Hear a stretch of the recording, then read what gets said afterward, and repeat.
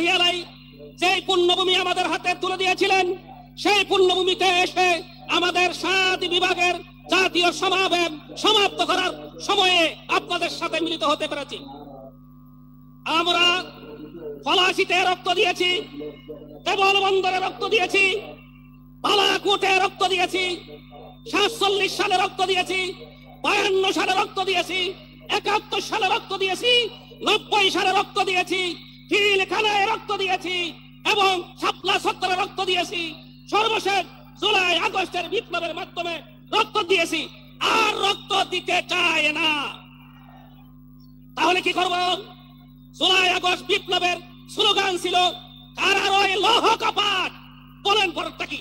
কারারয় লৌহ কপাট, কারারয় লৌহ কপাট, নারায়ে তাকবীর।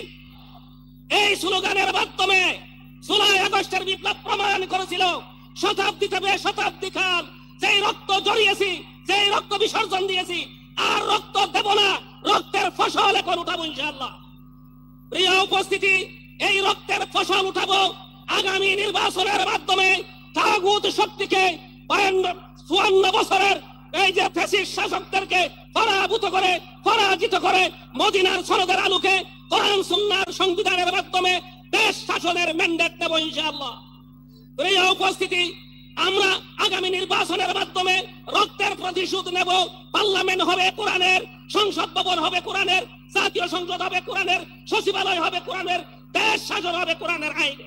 আপনারা আশা করেন চান কোরআনের আইন শাসনের মধ্যে দেশ শাসিত হোক।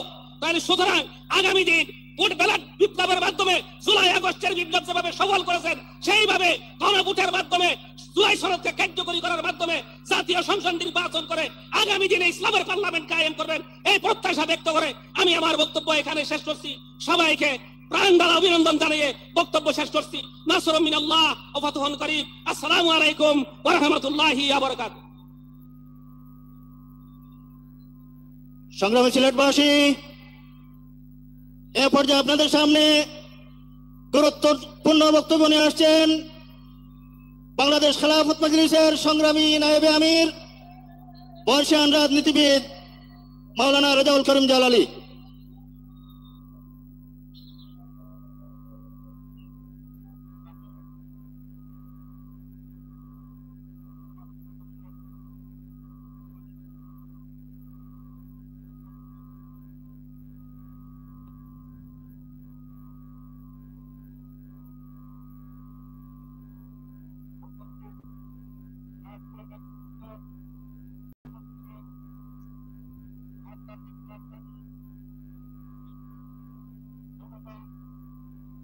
আজকের এই ঐতিহাসিক সমাবেশ গোটা জাতিকে উপহার দেওয়ার লক্ষ্যে আগামী নির্বাচন যাতে করে ইসলামের পক্ষে একটাই বাক্স হয়, সেই আশা নিয়ে আমরা এই আধ্যাত্মিক রাজধানীতে মহাসমাবেশের আয়োজন করেছি। মদিনার সনদে আগামী বাংলাদেশের প্রস্তাব চলবে, রাষ্ট্র চলবে, ইসলামের বিরুদ্ধে কেউ কথা বলতে পারবে না।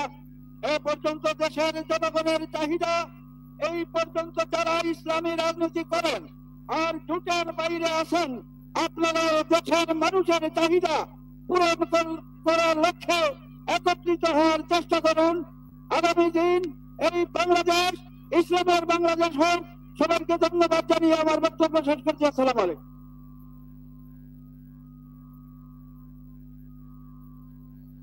সংগ্রামী সিলেটবাসী,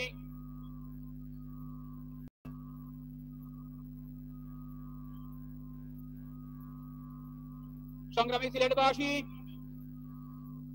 আজকের এই বিশাল সমাবেশে নেতৃবৃন্দ ইতিমধ্যে উপস্থিত হয়েছেন। ঢাকা থেকে আসতে বিমানে অনেকের দেরি হয়েছে। এই অনাকাঙ্ক্ষিত দেরির জন্য আমরা আন্তরিকভাবে দুঃখিত। তাই অনেক সময় আমরা প্রোটোকল মেনটেন করতে পারি নাই, এজন্য আন্তরিকভাবে দুঃখিত।